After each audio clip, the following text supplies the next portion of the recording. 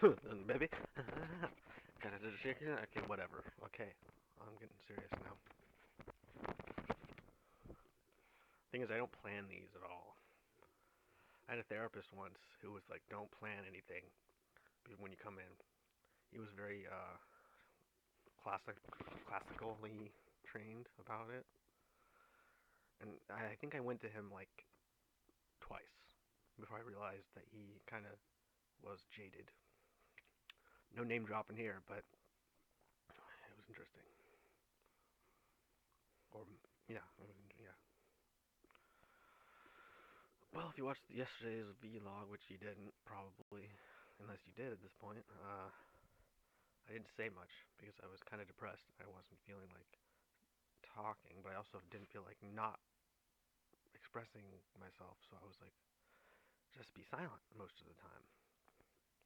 Got a little weird at the end. Proud of it. I'm proud of my weirdness, so no problems there.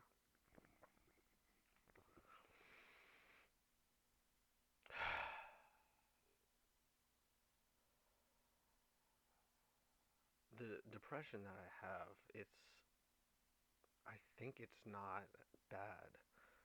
What I mean by that is it's part of recovery because I had a lot of mental health issues, and it seems like recovering from the trauma just requires some kind of depressive moments. One time I was hanging out with some people, we were just jamming, and I mentioned that I was feeling a little depressed, and this guy was like, I'm not gonna tell that story because I don't know. He might like figure it out that it was him, and I doubt that he's watching it. But if he's anything like me, he will search people online and be like, "Is this about me?" I mean, I wouldn't probably assume it wasn't because I'm not that popular. I wasn't that popular, but you never know. So I'm trying to decide if this, even like this outward affect that I have, is if it's genuine because it like someone said like even when you're alone, you play yourself. And I thought that was interesting, definitely, because I mean I feel like I must take it to some other extreme as I do with some things. Like social anxiety has been where it's like, oh, like people are like, oh, okay, you really have social anxiety. And it took me so long to be able to acknowledge that because I was in college and I was just like miserable and I was like, this wasn't even when I was mentally ill. It was before that. I mean, I guess it was leading up to it, but it was interesting because I was like really wanting to socialize, but yet I felt incredibly inferior and terrified of socializing. So what was my point?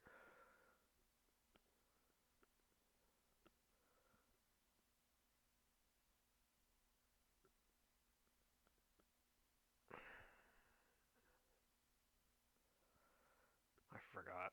It has to do with the thought of something.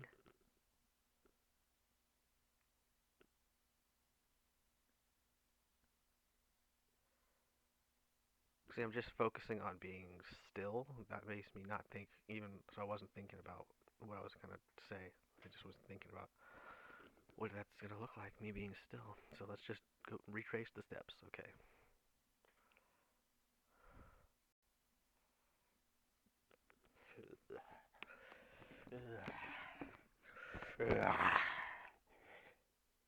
Okay, it didn't help.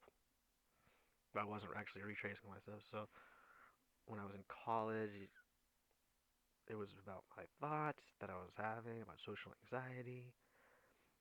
Ah, yes. So I had to actually be like, okay, other people, they may have social anxiety, but it's not as bad. It just isn't. Because that feels so weird to like assert that, like, oh, how could you say that? Like, other people have it. And it feels like when I've said that to anyone, they're like, oh yeah, me too, I have it. And it's like, okay, well, fuck, I guess I'm normal. And yet, everyone else goes out partying, and I stay in my room and watch Netflix. That's what it was. So I had to be like, it's. I told someone, and he was like, you're the first person where that actually makes sense that you have social anxiety. Kind of like I was saying, like people just kind of are like, yeah, with him, yeah, with Danny, that's how it is. Nothing against other people's problems. I'm sure they do have problems, but I've had to just acknowledge that mine has been worse in terms of stuff, mental stuff.